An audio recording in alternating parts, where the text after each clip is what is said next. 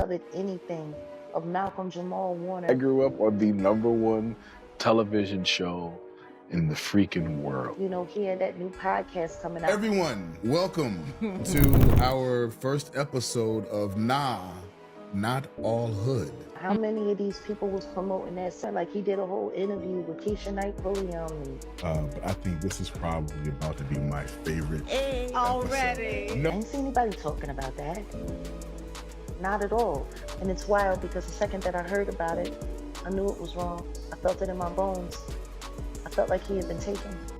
All right, y'all, you better sit down for this because the tea I'm about to spill, it's boiling. You remember that heartbreaking story about Malcolm-Jamal's so-called drowning, the one that shook the internet? Well, according to Jaguar Wright, there's way more to it than the media's pretty little version. Jaguar is claiming, insisting that Malcolm's drink was spiked while he was on the beach and that he was deliberately led into the water by some very powerful people who'd been shadowing him for a while. This wasn't some random accident. She's painting it as a setup. And here's the wild part. Jaguar says Malcolm knew he was being followed. There's even a voicemail from his wife warning him. But now, she's claiming the feds are keeping his phone locked away because of that very message. Let's rewind for a second. Fans in the entertainment world were stunned when the news broke. Malcolm-Jamal had drowned on vacation in Costa Rica.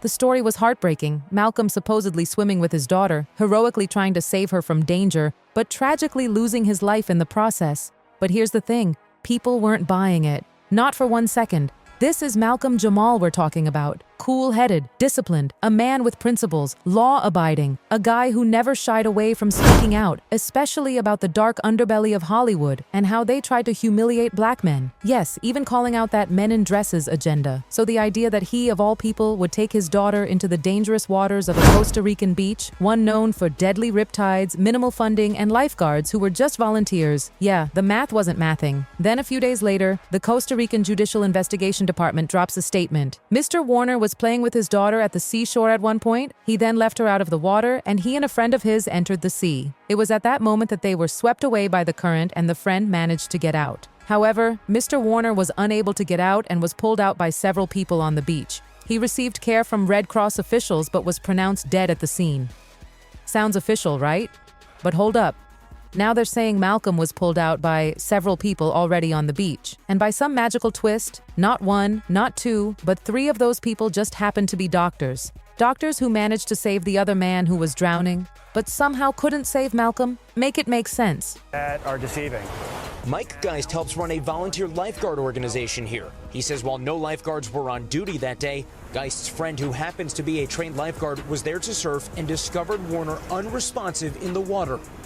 You know, the first thing that they do is they bring him to the surface and give the emergency respirations. Right there In the water on the surfboard.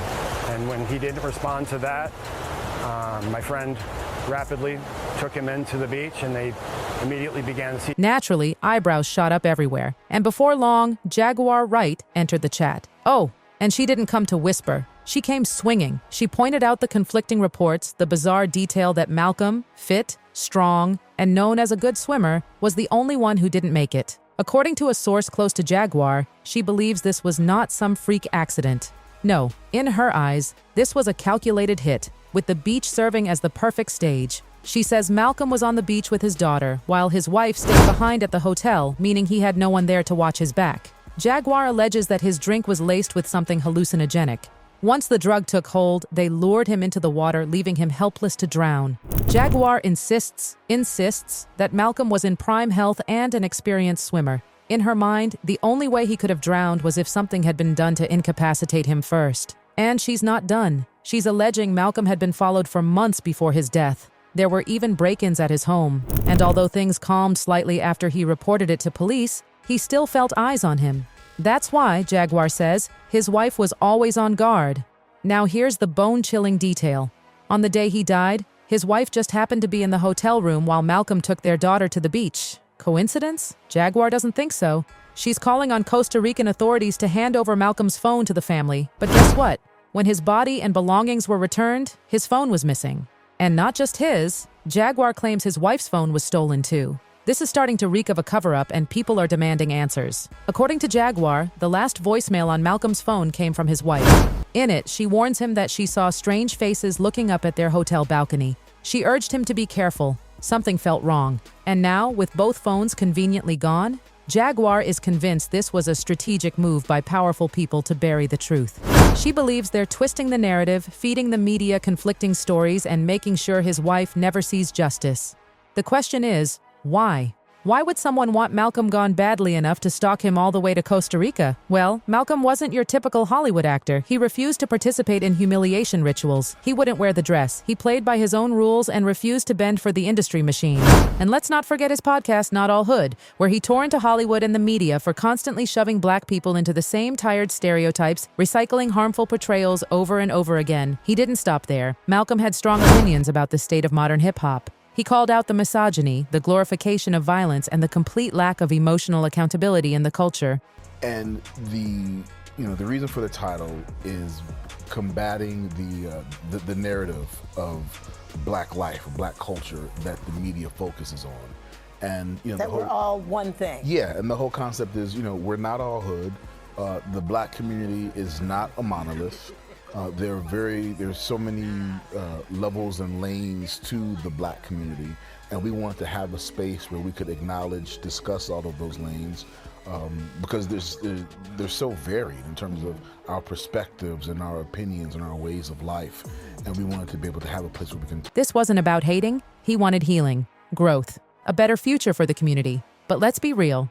That's the kind of message major record labels would rather bury. After all, they profit off division, dysfunction, and chaos. Jaguar's revelations have fans rattled. One commented, "I never believed that hogwash from the beginning that he drowned. Someone did something to him and placed him in that ocean. Sick how he was getting random calls and threats. He was named after Malcolm X, and the same thing happened to him before he was murdered. They've got a playbook."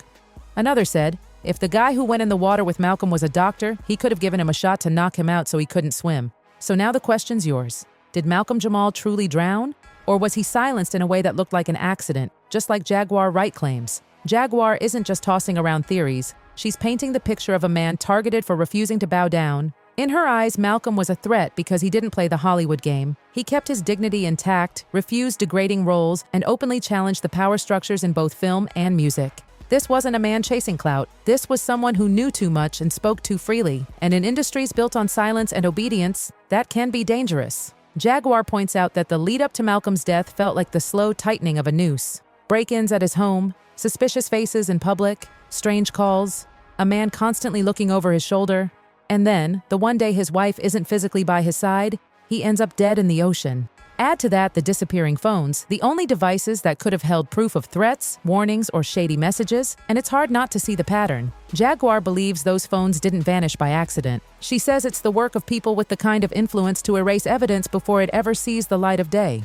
She's also connecting the dots between Malcolm's activism and his death. On Not All Hood, he dismantled Hollywood stereotypes, challenged the way the media framed black men, and ripped into the state of modern hip-hop. He didn't sugarcoat a thing. He called out misogyny, he called out violence, he called for accountability. To those running the machine, that kind of truth-telling isn't noble. It's dangerous, because if people start questioning the system, the profits dry up. And according to Jaguar, Malcolm was stepping on too many toes. The more you line up the pieces, the sudden accident in dangerous waters, the convenient missing phones, the fact that 3 doctors were on the beach but couldn't save him, the history of threats, it starts to sound less like bad luck and more like a carefully staged removal. Jaguar's final blow? She says this isn't the first time the playbook's been used. She draws comparisons to other high-profile figures who were warned, threatened, and then taken out in ways that looked like accidents. And she's urging people to look past the official statements and see the pattern. Fans are split. Some say it's conspiracy thinking, others say it's the only explanation that makes sense. But one thing's certain, Malcolm's death has left more questions than answers. And until those missing phones resurface, those questions aren't going anywhere. So, was this a tragic accident in rough waters? Or was it, as Jaguar Wright alleges, a calculated hit disguised as misfortune? That's the question echoing across social media, and the one Hollywood seems in no rush to answer.